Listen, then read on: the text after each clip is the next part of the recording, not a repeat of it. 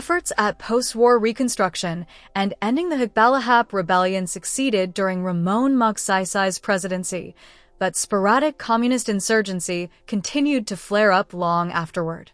Under Magsaysay's successor, Carlos P. Garcia, the government initiated a Filipino-first policy which promoted Filipino-owned businesses.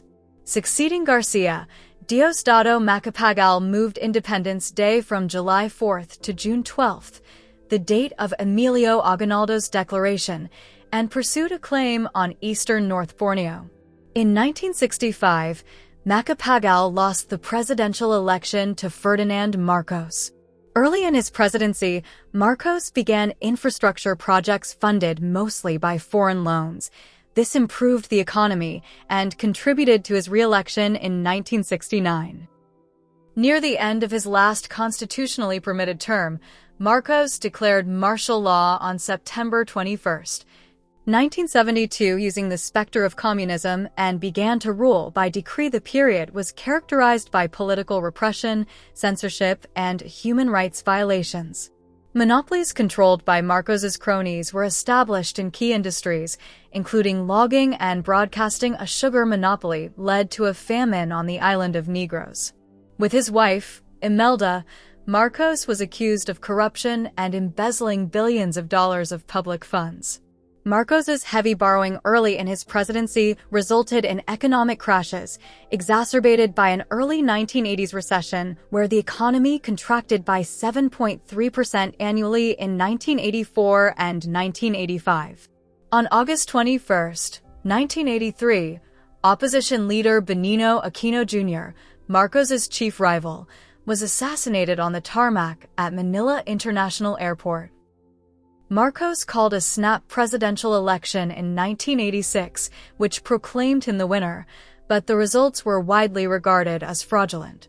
The resulting protests led to the People Power Revolution, which forced Marcos and his allies to flee to Hawaii.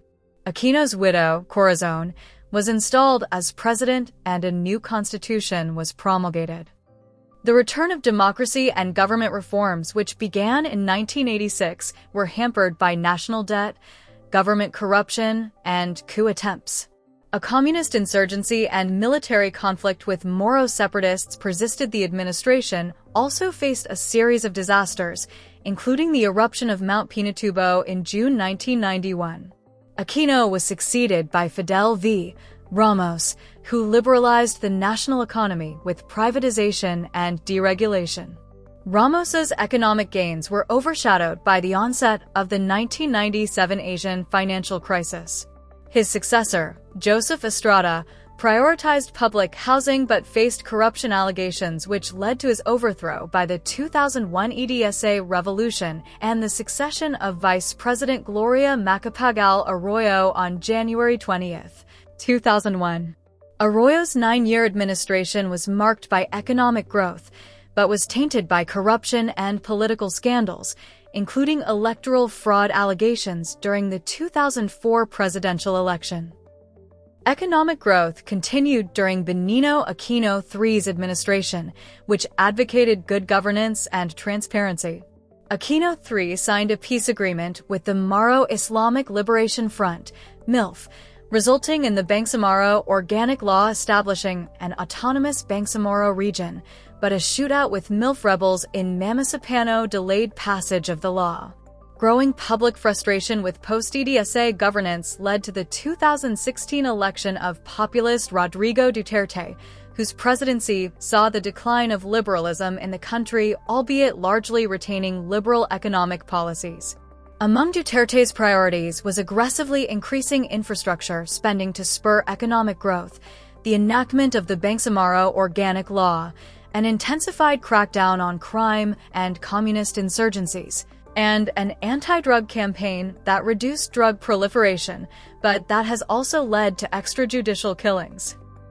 In early 2020, the COVID-19 pandemic reached the Philippines, necessitating nationwide lockdowns that caused a brief but severe economic recession. Under a promise of continuing Duterte's policies, Marcos's son, Bongbong Marcos, ran with Duterte's daughter, Sara, and won the 2022 election.